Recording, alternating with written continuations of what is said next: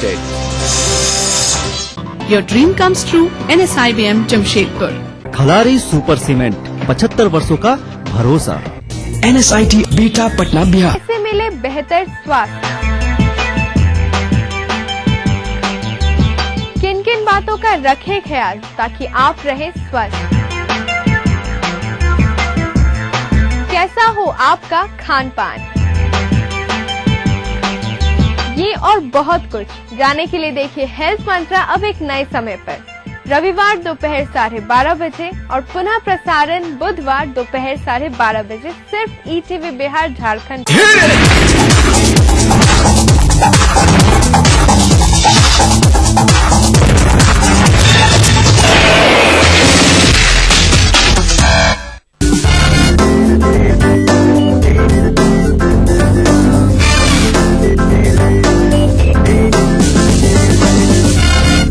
जिंदगी के 9 साल जॉन और बिपाशा ने साथ गुजारे, एक दूसरे से बेइंतहा प्यार किया, हर पल एक दूसरे का ख्याल रखा।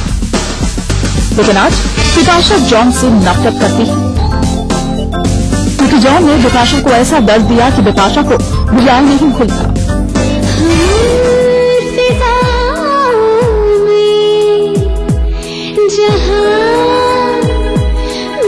एक बेहद ही खूबसूरत सा रिश्ता टूट गया, जो बॉलीवुड में एक मिसाल माना जाता था। जॉन बिपाशा बॉलीवुड के पावर कपल माने जाते थे, लेकिन वक्त बदला और बदल गए जॉन। मोहब्बत का ये सिलसिला 2009 में टूट गया, जब जॉन की जिंदगी में एक नई लड़की ने एंट्री की। जी हाँ, जॉन को एक इन्वेस्टमेंट बैंकर प्रिया रुंचाल से प्यार हो गया और इस न्यूली फाउंड लव के चलते जॉन ने बिपाशा से ब्रेकअप कर दिया। आज जॉन और प्रिया के रिश्ते को 2 साल हो चुके हैं। सुनने में तो ये भी आया था कि जॉन इस लड़की से जल्द ही शादी करने वाले हैं। फिलहाल बिपाशा का नाम आजकल राणा दुग्गुबाती के साथ जोड़ा जा रहा है।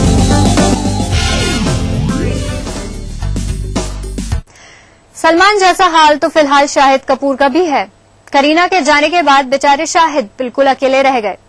न ज्यादा फिल्में चली और न ही कोई लड़की लंबे समय के लिए उनकी जिंदगी में आई। बॉलीवुड के सबसे खूबसूरत कपल शाहिद करीना को किसकी नजर लगी, चलिए देखते हैं। मेरी गलती है, बेशरम, तुम्हें मुझे थैंक यू बोलना चाहिए और तुम मुझे एटीट्यूड दिखा रहे हो। शाहिद करीना की लव स्टोरी पर जब ब्रेक लगा तो लोग शॉक में आ गए। नई कौड़ी को जब देखने वाली जोड़ी आजकल काफी कम देखने को मिलती है। शाहिद और बेबो की जोड़ी कुछ ऐसी ही थी। तुम्हें समझ में नहीं आ रहा है कि मैं तुमसे बात करने में इंटरेस्टेड नहीं हूँ। Please please leave me alone, alright? दोनों यंग, खूबसूरत, जवान साथ जब फिल्मों में आए तो लगा कि यंग ब्रिगेड अब बॉलीवुड पर राज करेगा, लेकिन पता नहीं किसकी नजर लग गई और एक हंसते खेलते कपल के बीच दरार आ गई। दरार की वजह क्या थी ये किसी को नहीं पता, लेकिन अनुमान ये लगाया जा रहा है कि उस समय शाहिद की जब भी मित्र छोड़कर कोई फिल्म खास हिट नहीं हुई और करीना दिन ब दिन आगे बढ़ती जा रही थी। एक दिन आया जब वी मेट इनकी आखिरी फिल्म बन गई। करीना का दिल टूट गया और इस टूटे दिल को सहारा दिया सैफ ने। सैफ टशन की शूटिंग के दौरान बेबो से मिले और उन्हीं के होकर रह गए।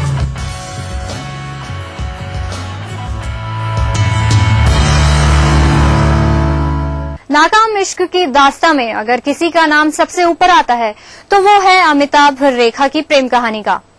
दोनों का रोमांस परवान पर चढ़ा, लेकिन जाने क्यों अचानक अमिताभ ने जया से शादी कर सारे अफवाहों पर विराम लगा दिया।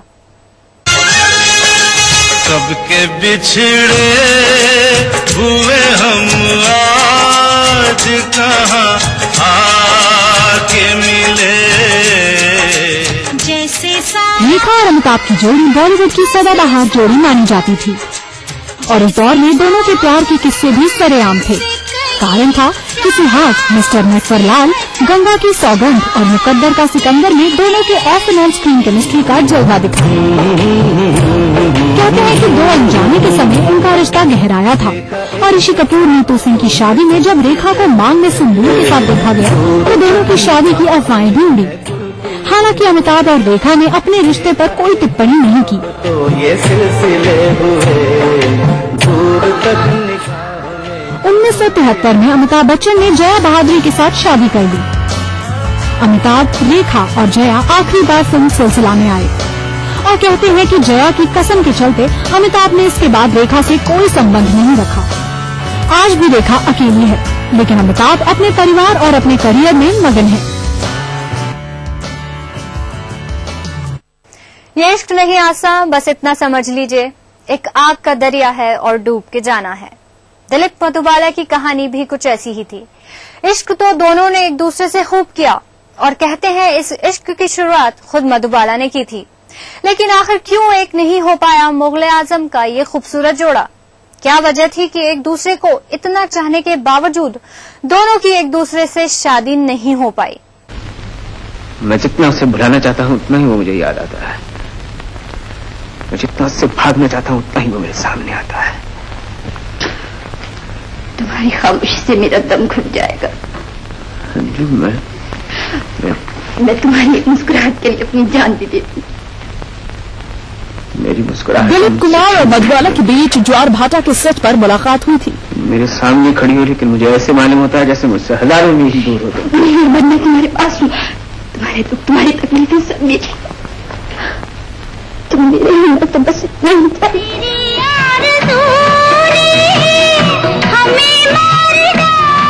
लेकिन फिल्म का पहला अंकुर फिल्म तराना के सेट पर टूटा था, जब मधुबाला ने अपने हेयर ड्रेस से गुलाब भिजवा कर छैल छबीले यूसुफ से प्रेम का हाथ बढ़ाया था। इसके बाद दोनों ने संतेल और अमर सहित कई फिल्में की।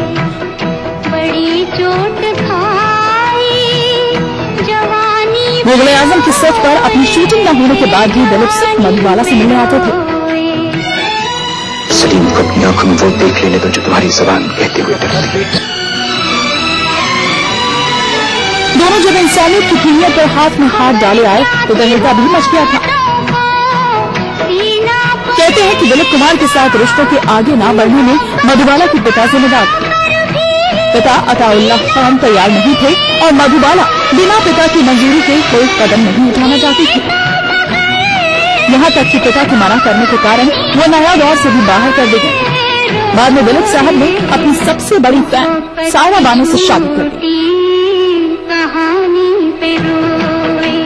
बड़ा की खूबसूरत सायरा उस वक्त महज 18 साल की थी और दिलीप साहब 29 साल की।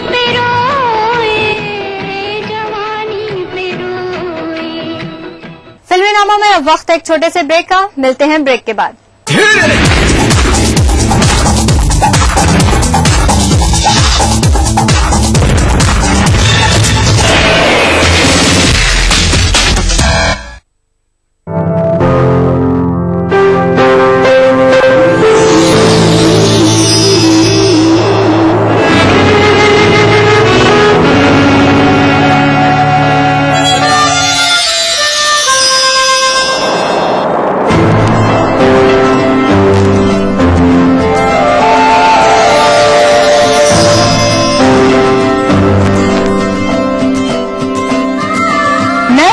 से जुड़े नए रिश्ते बिखेरेंगे रंग। जिंदगी लाइव सीजन 5 हर रविवार शाम 5 बजे ETV के सभी हिंदी चैनल्स पर। बनाना हो घर का खाना या मस्ती हो पार्टी की या फिर खुमार हो त्योहारों का, आपकी हर खुशी में शुमार है स्वाद रसोई से का। नारी के अस्तित्व की खूबसूरत पहचान रसोई से दोपहर 2:30 बजे। इस कार्यक्रम के सह प्रायोजक हैं Kerala Ayurveda treatment centre, lake avenue, Kanker road. अब मूड करेला हवा फ्रेश तो देखते रहा भैया जनता एक्सप्रेस।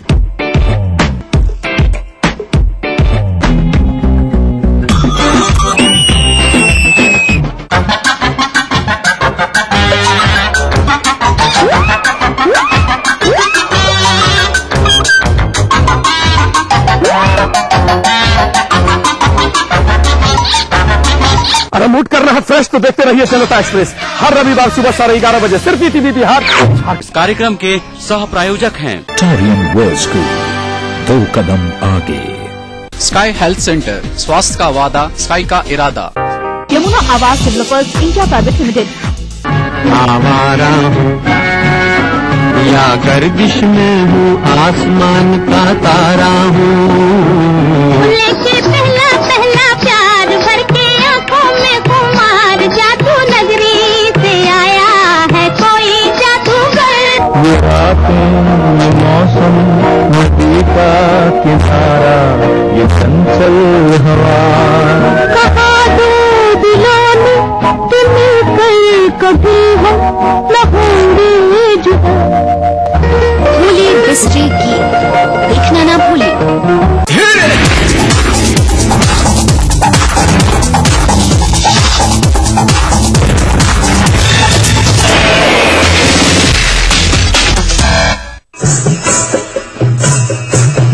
चलते चलते चलते चलते यूं ही कोई मिल गया था, यूं ही कोई मिल गया था। सरे राह चलते चलते, सरे राह चलते चलते वही घूमते रह गई है, वही घूमते रह गई है। मेरी रात ढलते ढलते, मेरी रात ढलते ढलते।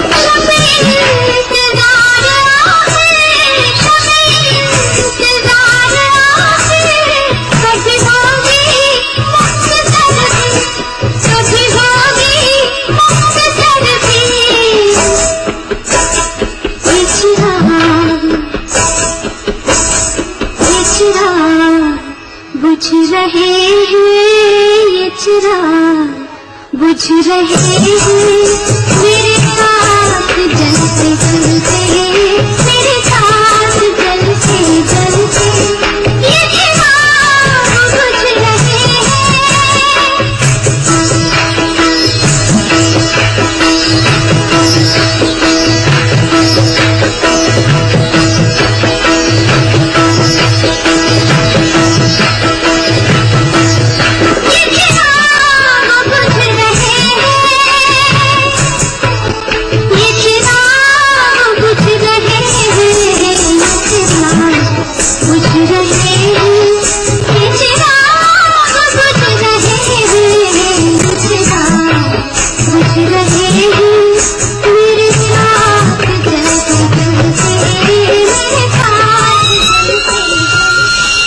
दिलीप मधुबाला की तरह देवानंद और सुरैया की कहानी भी कुछ ऐसी ही थी।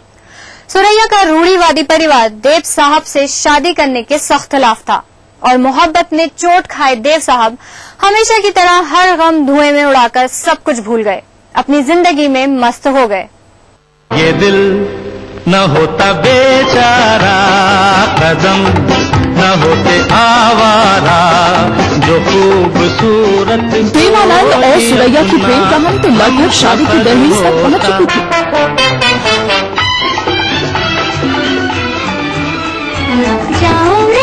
लेकिन सुरैया की परिवार की रूढ़िवादी परंपरा इसके आड़े आ गई। देवानंद ने अपनी आत्मकथा में लिखा भी था कि उन्होंने सुरैया के लिए अंगूठी पर खरीद ली थी। किसी के लेकिन शादी टूटने के बाद उसे सुरैया ने समुद्र में फेंक दिया। देखी सबकी यारी मेरा दिल जलाना। 1948 से 1951 के बीच दोनों ने 6 फिल्मों में काम किया।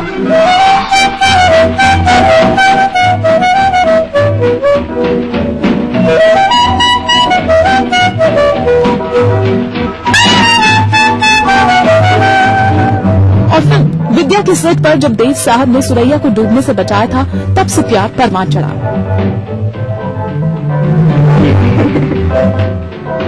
I got a feeling that she probably likes me the very first day I was on the sets. So every young man is a flirt, like every young woman is a flirt. Why run away from this fact? Why not? Beauty is meant to be admired. Why not?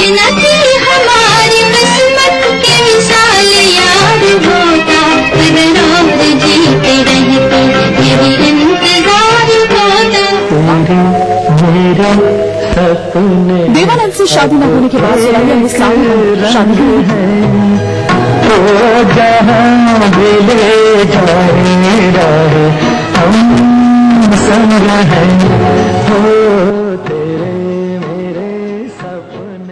फिल्मी नामा में आज के लिए बस इतना ही। दीजिए हमारी पूरी टीम को इजाजत। तब तक के लिए you take care and good bye.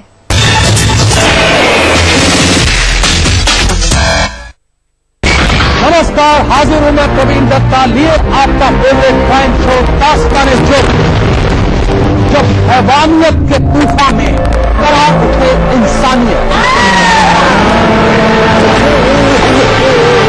जब जुर्म के सन्नाटे में गूंजने लगे मजलूमों की सिसकियां,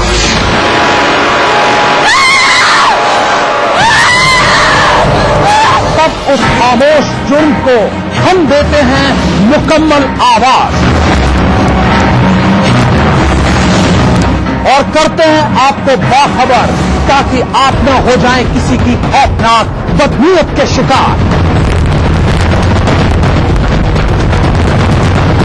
देखिए दास्तान-ए-जुर्म सोमवार से शुक्रवार रात 9:30 बजे ईटीवी के सभी हिंदी चैनल पर। इस न्यूज के सह प्रायोजक हैं NSIT Bihta Patna Bihar, welfare group of companies, आपकी सुरक्षा के लिए little wing school, Krishna Nagar, Booti More, Ranchi. Your dream comes true, NSIBM Jamshedpur.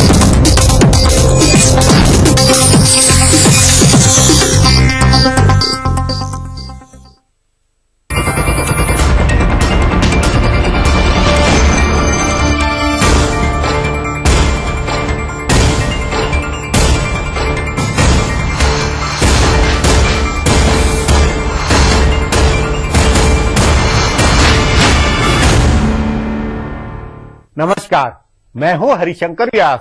Central hall में आपका स्वागत है। डॉक्टर मनमोहन सिंह की चतुराई का जवाब नहीं है। 10 साला प्रधानमंत्री कार्यकाल के बाद वे तीसरे कार्यकाल की तैयारी में अपनी पोजीशनिंग उन्होंने कर डाली है। उन्होंने 2 टूक शब्दों में रिटायर नहीं होने का इरादा जताया है। मतलब उन्होंने बताया है कि यदि राहुल गांधी बने तो बात अलग है, अन्यथा वे प्रधानमंत्री बने रहेंगे। उन्होंने दिग्विजय सिंह की 2 सत्ता केंद्र के फेल प्रयोग की थीसिस गलत ठहरवाई। मतलब या तो मैं या परिवार और तीसरे कोई नहीं का उनका पेतरा है। मनमोहन सिंह ने अपनी हां और ना में चिदम्बरम से लेकर AK एंटनी, शिंदे आदि सभी आला नेताओं की संभावनाएं खारिज की है। नेता मन ही मन समझ रहे हैं कि डॉक्टर मनमोहन सिंह किसी और का अवसर नहीं बनने देंगे। डॉक्टर मनमोहन सिंह के होते हुए खाटी कांग्रेसी नेता के अवसर नहीं बनेंगे। डॉक्टर मनमोहन सिंह ने कांग्रेस के तमाम महत्वाकांक्षी नेताओं को खासा झटका दिया है। उन्होंने ऐसे हालात बनवा दिए हैं, अपनी ऐसी पोजीशनिंग की है जिसके आगे पूरी कांग्रेस लाचार रहेगी। यही आज चर्चा का विषय है। पर इससे पहले सुर्खियां, राजकाज व गपशप है और शुरुआत सत्ता गलियारों की गपशप से करते हैं। कांग्रेस उपाध्यक्ष राहुल गांधी और गुजरात के मुख्यमंत्री नरेंद्र मोदी यूं तो एक दूसरे के बिल्कुल विपरीत ध्रुव पर खड़े हैं, लेकिन अगले साल के लोकसभा चुनाव की तैयारियों को लेकर दोनों में कम से कम एक समानता जरूर है। दोनों की प्रचार टीम में किसी न किसी रूप में अमेरिका शामिल होगा। नरेंद्र मोदी के प्रचार का जिम्मा पहले से अमेरिका की एक बड़ी जनसंपर्क कंपनी एप्को वर्ल्ड वाइड के पास है। वैसे आधिकारिक रूप से यह कंपनी गुजरात के निवेश प्रकोष्ठ के साथ जुड़ी है, लेकिन वास्तव में मोदी की छवि निर्माण का काम इसी कंपनी ने किया है। पूरी दुनिया के निवेशक, उद्योगपति, राजनेता और पत्रकार एप्को के जरिए ही मोदी तक पहुंचते हैं। मोदी के चुनाव प्रचार की थीम से लेकर टीम तक यह एजेंसी तय करती है। लोकसभा चुनाव की तैयारी में इस एजेंसी का बड़ा हाथ रहेगा। अब राहुल गांधी की टीम से बराक ओबामा की टीम में रही उनकी कैंपेन मैनेजर स्टेफनी कटर जुड़ी है। पिछले दिनों वे गुरुद्वारा रकाबगंज रोड पर स्थित कांग्रेस के वॉर रूम में गई थी और राहुल सहित उनके तमाम करीबी नेताओं से मिली थी।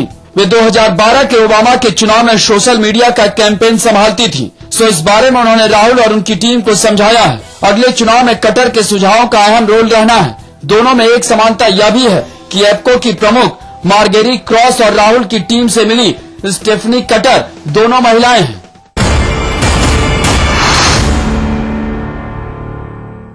तीसरा मोर्चा बनाने के लिए प्रादेशिक छत्र अब तैयारी नहीं कर रहे हैं। अलग अलग बयानों में कई नेताओं ने कहा है कि चुनाव के बाद तीसरा मोर्चा बनेगा, लेकिन उससे पहले कोई इस पछड़े में नहीं पड़ना चाह रहा है। जब मुलायम सिंह ने तीसरे मोर्चे का शगुफा छोड़ा था, उस समय HD देवगौड़ा ने कहा था कि वो इसमें शामिल होंगे, लेकिन सवाल है कि इसका नेता कौन होगा। इस बारे में देवगौड़ा के एक बेहद करीबी नेता का कहना है कि कोई किसी को नेता नहीं मानेगा, कम से कम चुनाव से पहले। इसका कारण यह है कि सभी क्षत्रपों को अपने आप को प्रधानमंत्री का दावेदार बताकर वोट मांगना है। कर्नाटक में HD देवगौड़ा, महाराष्ट्र में शरद पवार, उत्तर प्रदेश में मुलायम सिंह यादव और मायावती, तमिलनाडु में जयललिता व करुणानिधि, पश्चिम बंगाल में ममता बनर्जी ऐसे क्षत्रप हैं जिनकी पार्टी इन्हें प्रधानमंत्री पद के दावेदार के तौर पर प्रस्तुत कर रही है। अगर अभी ये तीसरे मोर्चे में किसी और को नेता मान लेंगे तो फिर वोट मांगने का इनका एजेंडा खत्म हो जाएगा। अपने आप को PM का दावेदार बताकर चुनाव लड़ेंगे तो ज्यादा वोट मिलेंगे, फिर जातीय और क्षेत्रीय दोनों भावनाएं काम करेंगी।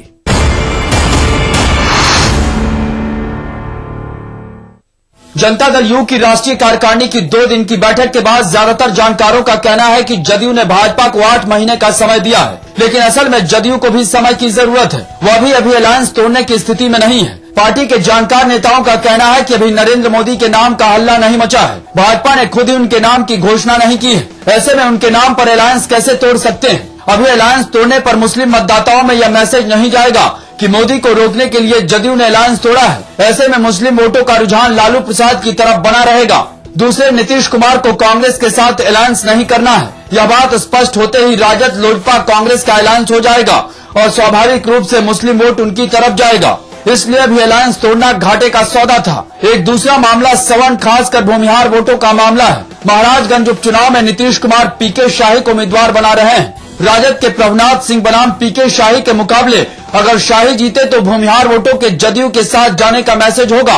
नीतीश किसी हाल में इस वोट को भाजपा से तोड़ना चाहते हैं, यह भी अभी संभव नहीं है। सो जदयू ने थोड़ा समय ले लिया है। अब आज की ताजा सुर्खियां हैं। ये लीक से कुछ हटकर है। इनसे तुरंत देश की दशा दिशा के हालात बुझ सकेंगे।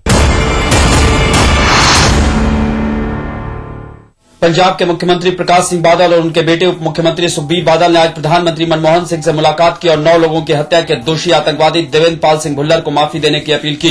बादल पिता पुत्र ने कहा कि 1984 के सिख विरोधी दंगों के लिए किसी को फांसी नहीं दी गई है, इसलिए भुल्लर को भी फांसी नहीं होनी चाहिए। उन्होंने यह भी कहा कि भुल्लर की मानसिक स्थिति ठीक नहीं है और उसको फांसी होने से राज्य में कानून व्यवस्था के हालात बिगड़ने का अंदेशा भी है। राष्ट्रपति ने उसकी दया याचिका खारिज कर दी और सुप्रीम कोर्ट ने भी देरी के आधार पर फांसी की सजा को उम्र कैद में तब्दील करने की उसकी अपील नामंजूर कर दी है।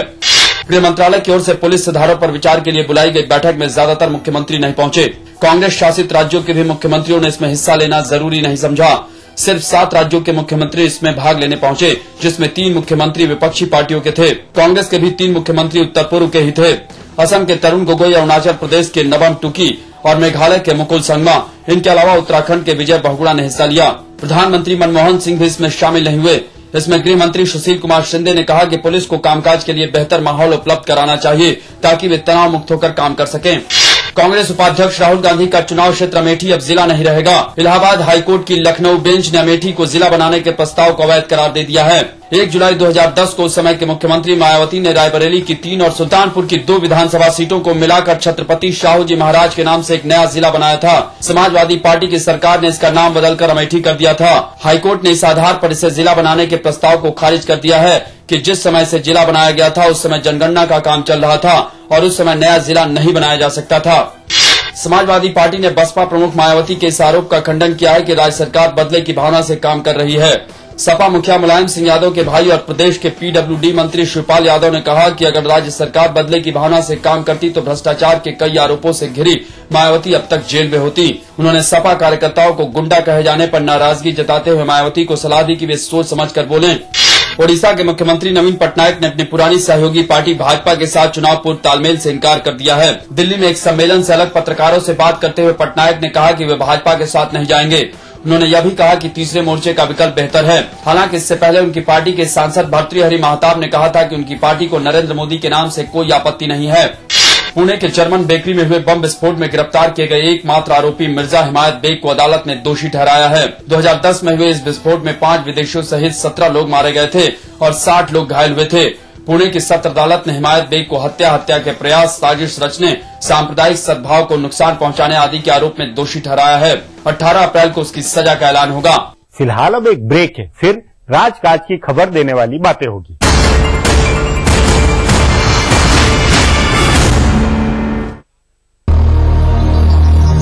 बढ़ रही है जनसंख्या, घट रही है जोत, ऊपर से महंगाई का बोझ, विश्व बाजारों में जारी है प्रतिस्पर्धाओं का दौर, कृषि उत्पादन और आमदनी बढ़ाने की होड़। हम बताते हैं आपको कैसे करें कम लागत में अधिक उत्पादन। उन्नत बीज, नई तकनीक और विविधीकरण से बनाए संपूर्ण, समृद्ध और खुशहाल भारत। अन्नदाता देखिए हर रोज सुबह 6:30 बजे। प्राचीन संस्कृति की पहचान लेकर आज का बिहार बढ़ चला है नई दिशा में, नई आशाएं लेकर। और उस राह पर घटी हर एक घटना करती है असर जनता पर, प्रदेश को देती है नया मोड़, तय करती है आगे की राह। इस तरह बनती है खबर अपने बिहार की खबर, अपना बिहार इस समय पर। इस न्यूज के सह प्रायोजक हैं ग्रिजली विद्यालय Koderma, world famous for me mobile, mobile for me, टोरियन वर्ल्ड स्कूल, 2 कदम आगे। Agrani infra developers private limited, Kerala Ayurveda treatment centre, lake avenue, Kanker road, Ranchi. Little wing school, Krishna Nagar, Booti More, Ranchi. Yamuna Awas developers India private limited, NSIT Bihta Patna Bihar.